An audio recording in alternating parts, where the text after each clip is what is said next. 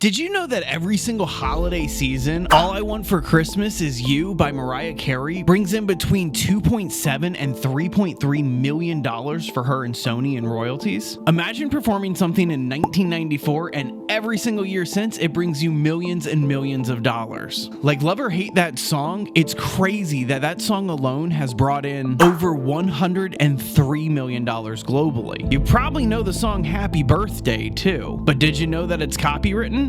Every single year, that song brings in about $2 million in royalties. And probably the main reason why For He's a Jolly Good Fellow is chosen for a lot of TV shows. That one was written in 1893, but it had its rights repurchased in 1988, continuing that revenue stream. Paul McCartney, of Beatles and solo fame, breaks in over $50 million in revenues every single year. The world of music royalties is incredibly unique. You'll hear stories like this from time to time, but have you ever really sat down and thought about how this works? This is Kevin for SmallCapVoice, and if you haven't seen on social media, we've been tracking this company SONG on the OTC markets for some time now. That's Music Licensing Incorporated. During this time, they've issued news that they've purchased royalty stakes in various artists and songs. So I thought it would be kind of nice to break down how music royalties work, how the revenues flow in this business. So first off, what is a music royalty? Well, think of it like a paycheck for an artist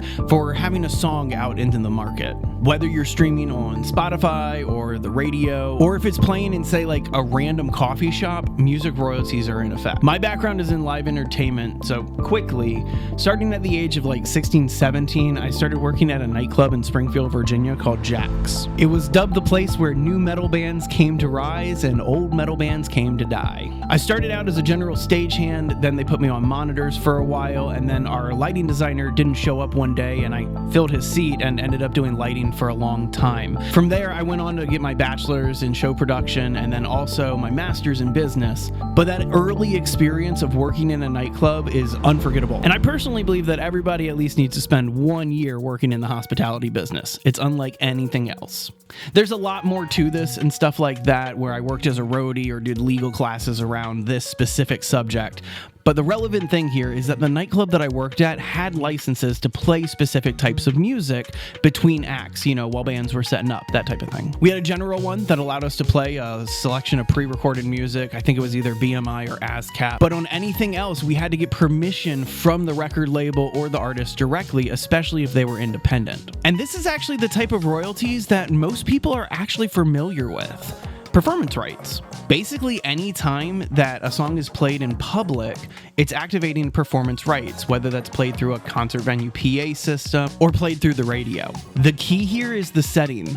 Public. It has to be in public for performance rights to be in effect. And this, of course, has evolved into digital performance rights to include services like Spotify, Pandora, etc. But there's a whole lot more here. If it's not a public performance, but it's attached to another piece of media like a TV show or a movie, or, synced in, it's a synchronization right. On this YouTube video right here, I've licensed the sync rights from different artists to have their music on this video. That's how it works. Same case on all of those TikToks too. These are referred to as micro sync rights, because the payouts are a lot smaller. Think of sync rights as like a cameo for music. What about physical music? Yeah, that's still a thing. I collect vinyl. And every purchase I make on a vinyl record activates a different type of royalty. It's called a mechanical royalty. And the same applies for CDs and even digital music that's purchased from a store. And lastly, there's also something called print royalties because yes, sheet music still exists. And each one of the royalty rights that we've mentioned above has different people involved at different stakes. So when music is recorded, the engineer might receive a stake in the mechanical rights, but they may never see a dime from the performance rights. Side note, this is why piracy, even in a digital space, is still a pretty bad thing. Like, yeah, Mariah Carey might be raking in millions of dollars every single year, but Dana John Chappelle and Jay Healy probably aren't. In fact, you probably don't even recognize those names, but those are the two engineers who give Mariah Carey her iconic voice on that record. Stop pirating music. If for any reason, the people that you've never heard of working behind the scene to bring that music to life and give it to you. Okay, I'm off my soapbox. Let's get back to it. So how does Music Licensing Incorporated fit into all of this? Well, they're kind of like royalty investors, but instead of buying the songs outright, they buy the performance rights to the music.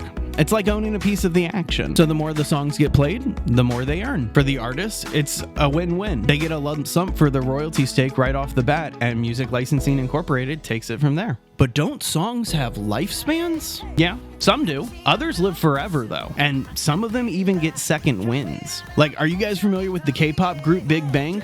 Okay, does this guy look familiar? What if he had purple hair? See, if you've seen season 2 of Squid Game, you probably would recognize Thanos, right? He's one of the more iconic characters in the show.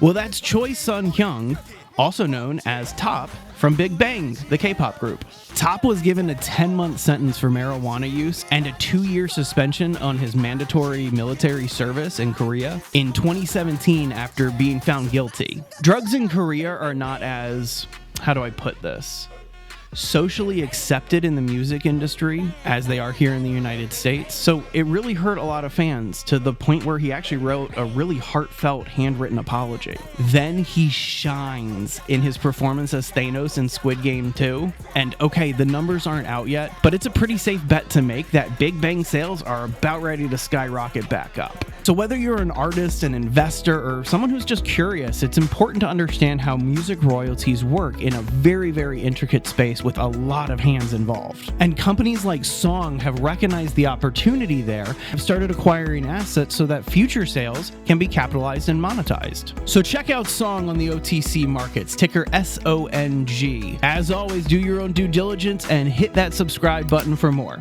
See you next time.